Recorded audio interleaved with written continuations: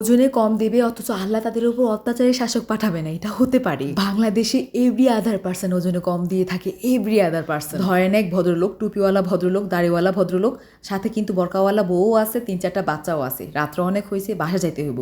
সিএনজিওয়ালারা জিজ্ঞাসা করলো, ভাই যাবেন কই? মিরপুর। তখন বইয়ের দিকে তাকাবো একবার, বাচ্চার দিকে তাকাবো 4বার, তারপর বলবো কি 350 টাকা। আচ্ছা ঠিক আছে, কিছু করার নাই, উঠতেই হলো গাড়িতে। গল্প কিন্তু চলতে আছে তাদের, ঠিক আছে, কন্টিনিউয়াসলি। এখন কথার প্রসঙ্গে সিএনজি ড্রাইভার বলছে, ডাক্তাররা কি কষায় হয়েছে, একটা টেস্ট দিলে আমার কিন্তু পারতো, আমার 5টা টেস্ট ধরাই দিছে। ও বুঝতেছে না ওজনে কম দেওয়ার 2টা ব্যাপার হয়। আপনি 100 টাকার জিনিস 90 টাকার জিনিসের ভিতরে দিয়ে দিলেন, অথবা 100 টাকার জিনিস 110 টাকার ভিতরে দিয়ে দিলেন, তাহলে কি ওজনে কম হলো না? ড্রাইভার যে ভদ্রলোককে ঠকালো এইরকম, যেটা সে নিজে ফিল করতে পারছে না, এরকম ডাক্তারও ওই ড্রাইভারকে ফিল করতে পারে না।